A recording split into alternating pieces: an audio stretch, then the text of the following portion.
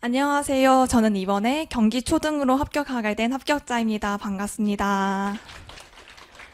네, 목차를 먼저 말씀드릴게요. 우선 제가 어떤 사람인지 먼저 말씀드리고 상하반기 공부 방법, 그리고 마지막으로 드리고 싶은 말씀 순으로 말씀드리겠습니다.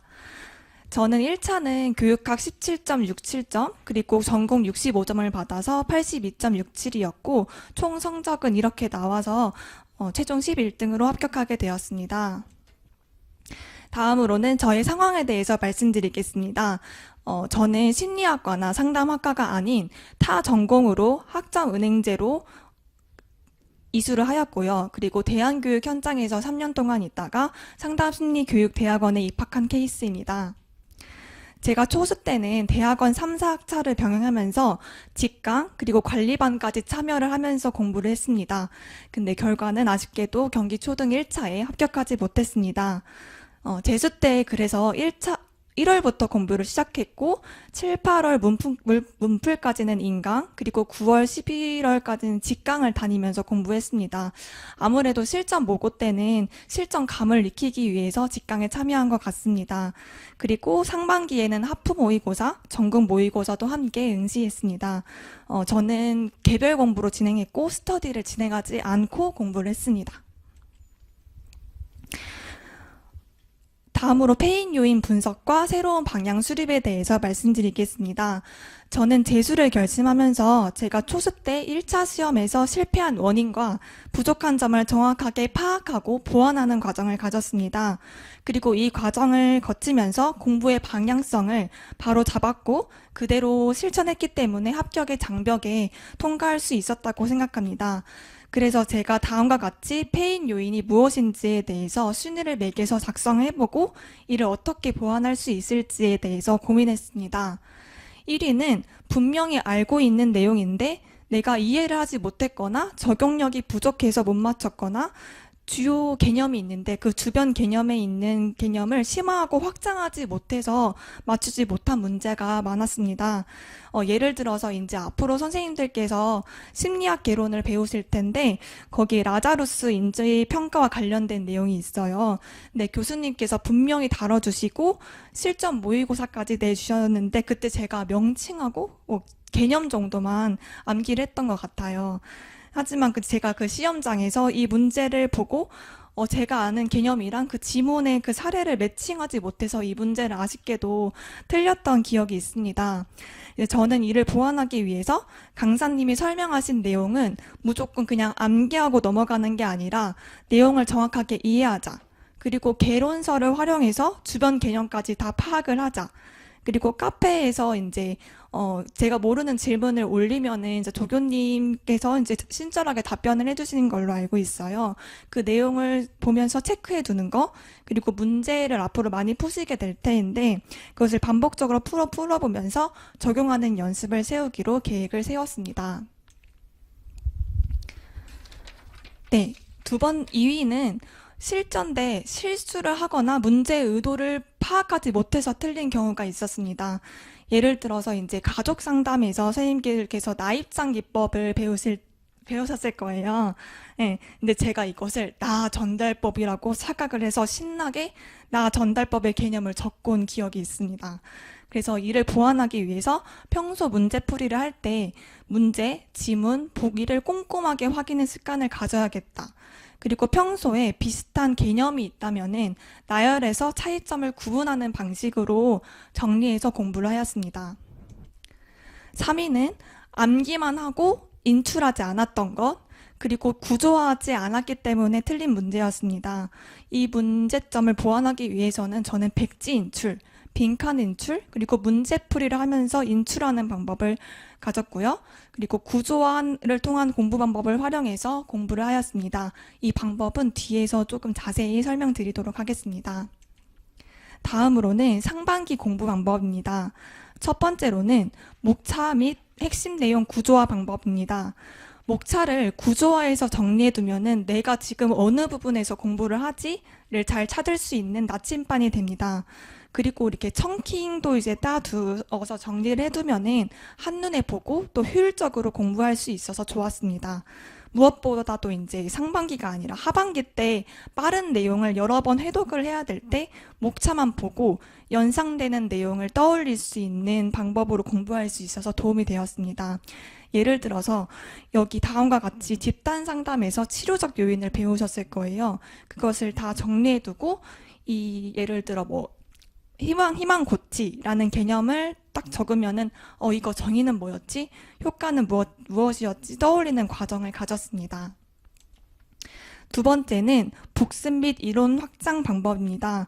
저는 재수를 하면서 교수님께서 제공해 주신 이론서 그리고 보충 심화 자료는 물론이고 개론서를 활용해서 더 깊이 이해하고 확장해서 공부할 필요를 느꼈습니다. 참고한 개론서 목록은 교수님께서 홈페이지에 게시해 주신 목록을 참고해서 뭐 필요한 것은 중고로 구매하거나 대학원에서 전공서적을 참고하였습니다. 공부 방법은 예를 들어서 베개 인지 심리학 파트가 있는데 거기서 인지적 오류의 개념을 정의만으로는 구분이 어렵더라고요. 그래서 개론서에서 교수님께서 작성해 주신 예시 이외에 뭐 선택적 수상화의 뭐 예시, 과잉 일반화의 예시를 찾아서 빈 공간에 이렇게 적어가는 방식으로 공부를 했습니다. 세 번째는 인출 공부법입니다.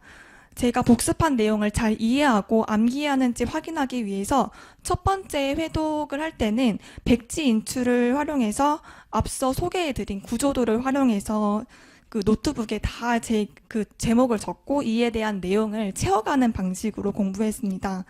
그리고 저는 이제 아이패드를 활용해서 교재의 내용을 모두 스캔을 해서 내용을 지워가고 숙지하고 암기하는 공부법을 사용했습니다. 예를 들어서 여기 보엔의 이제 가계도를 배우실 텐데 그 기호 밑에 있는 내용을 지어가면서 공부하거나 DSM-5TR 진단 기준도 중요한 내용 위주로 이렇게 지어가면서 숙지를 했습니다.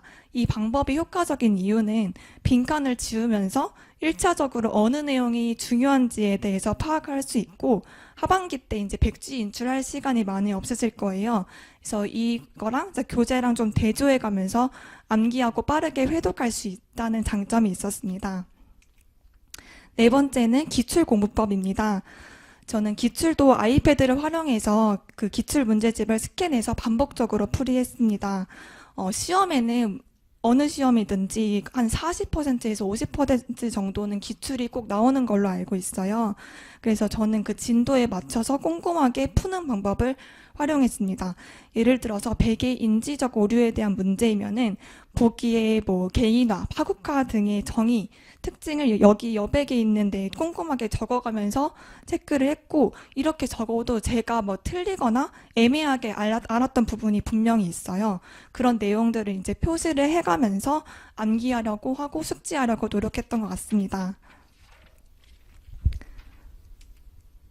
다섯 번째로는 모의고사 대비입니다. 저는 상반기의 학습의 원동력을 하프 그리고 전국 모의고사로 삼았습니다. 모의고사를 보면서 자연스럽게 시험 본 내용을 누적해서 복습하기 때문에 기본적인 내용을 잊지 않고 복습하게 됩니다. 예, 그리고 저는 그 장기 시험에 상대적으로 약하고 단기 시험에는 그래도 강한 편인데 모의고사를 잘 보기 위해서 단기간에 몰입하는 효과가 있어서 저에게는 큰 도움이 되었습니다. 모의고사를 보기 전에 기출 영역과 형성편과 관련된 영역은 무조건 틀리지 말자. 그리고 보고 나서 내가 틀린 부분이 있으면은 이건 내가 취약한 부분이니까 교재에 표시해 두고 회독할 때마다 집중적으로 보자라고 다짐했던 것 같습니다. 다음으로는 하반기 공부 방법입니다. 저는 7, 8월 문제풀이 및 단거나 시간에는 토요일에 교수님께서 한 50문제 가량을 주세요.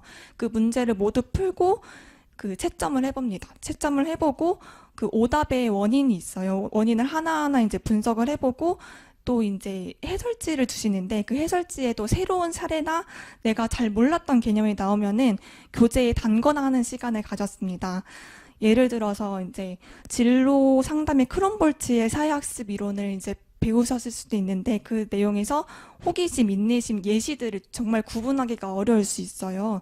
그래서 그거를 이제 문풀 자료에 찾아서 필기해서 적거나 이제 축소, 복사해서 붙이는 과정을 통해 거쳤습니다. 이렇게 하면은 하반기 때 빠르게 해독하면서 이론 개념 그리고 문풀 사례를 한꺼번에 이제 볼 수 있어서 효율적인 공부가 가능했습니다. 다음으로는 9월, 11월 모의고사 회독 플랜입니다. 근데 예시가 빠졌는데 아마도 그 드린 합격 수기에는 자세히 적혀 있을 것 같습니다. 제가 이제 이런 식으로 이제 하고 이제 공부를 했는데 선생님들만의 방법을 한번 찾아보시면 좋을 것 같다는 생각이 듭니다. 모의고사 회독 방법은 지금까지 1월부터 8월까지 단권한 책을 바탕으로 빈칸 인출법을 활용해서 공부를 했습니다. 다음으로 모의고사 활용 방법을 알려드릴 텐데요. 첫 번째는 모의고사를 실제 임용시험이라고 생각하고 긴장감 있게 풀었습니다. 그래서 모르는 문제가 나오더라도 내가 아는 개념들이 있을 거예요. 그래서 그것들을 총동원해서 풀어보는 연습을 했습니다. 이게 중요한 이유는 실제 시험에서는 정말 모르는 문제가 나오기 마련이에요. 그래서 그 문제를 모의고사 때 풀어보는 연습을 해서 저 이번 시험에도 모르는 문제가 나왔을 때 당황하지 않고 그래도 연결해가면서 풀었던 것 같습니다. 그리고 두 번째는 이렇게 모의고사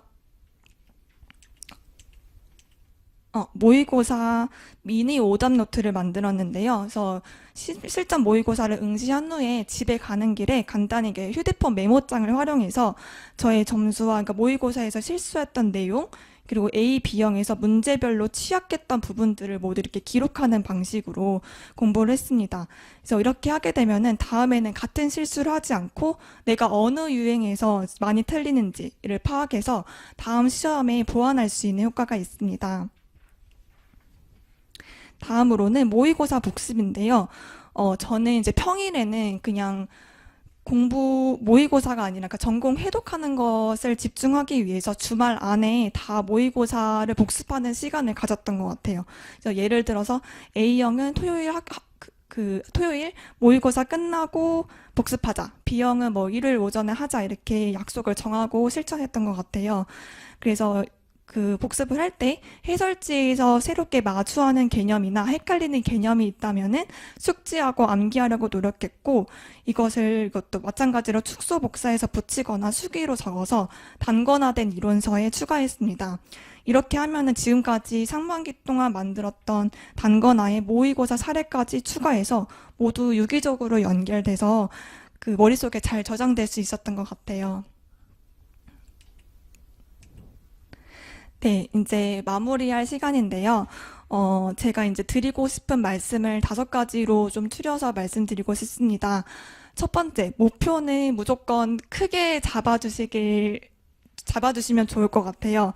그러니까 저는 이왕 재수한 김에 경기 초등 수석 합격을 하자라는 목표로 공부를 했습니다. 근데 실제 성적은 그렇지 못했지만 수석을 목표로 공부하고 그럴 자격을 갖추기 위해서 노력을 했기 때문에 좁은 티오를 뚫고 그래서 합격할 수 있었다고 생각을 합니다. 두 번째로는 간절하게 공부를 해주세요. 저는 재수여서 올해 꼭 끝내고 싶다라는 마음으로 간절하게 공부했던 것 같습니다. 그래서 1월부터 초수의 마음을 가지고 열심히 정진했습니다. 세 번째로는 나만의 공부법을 찾아주세요. 저는 이번에 경기 초등에서 같은 동기 이제 선생님들을 만나왔는데 어떻게 공부하셨는지 이야기를 나눌 시간이 있었습니다. 근데 공부법이 모두 다르더라고요. 그래서 그러니까 공부법에 정답이란 존재하지 않는구나라는 것을 깨닫게 되었습니다. 그래서 저는 이제 쓰면서 공부하기보다는 집에서 말하는 것이 익숙한 사람이었습니다. 그래서 이런 방법을 선택했고 선생님들도 여러 가지 합격 수기를 보시게 될 터인데 그 수기를 참고해서 나만의 공부 방법을 찾아주셨으면 좋겠습니다. 네 번째는 혼자 외로운 싸움을 하지 않으셨으면 좋겠습니다. 그러니까 저는 재수할 때 공부가 안 될 때 그리고 지칠 때마다 뭐 기도를 하거나 주변 사람들에게 힘든 점을 말씀을 드리고 기도하는 시간을 많이 가졌습니다. 또한 임용 공부한다는 것을 적극적으로 그냥 주변에 알려서 응원과 지지도 많이 받고 이분들이 이제 도움을 주셔서 제가 이제 합격을 할 수 있었던 것 같아요. 외롭지 않게. 그래서 여러분들도 저 주변의 지지 체계를 잘 만드시길 바랍니다. 그리고 마지막으로 이제 엔수하시는 선생님께서 꼭 분께 꼭 드리고 싶은 말씀이 있습니다. 그러니까 다시 이 시험에 도전하시는 것 자체가 대단하시고 포기만 하지 않으신다면 꼭 합격하실 것이라고 생각합니다. 저도 초수 때 낮은 성적으로 합격의 문을 통과하지 못했지만 공부 방법을 제대로 찾고 공부한 결과 합격할 수 있었습니다. 저뿐만이 아니라 선배 선생님들이 증명하듯 선생님 또한 해낼 수 있다고 감히 말씀드리겠습니다. 선생님의 최종 합격을 진심으로 응원하겠습니다. 감사합니다.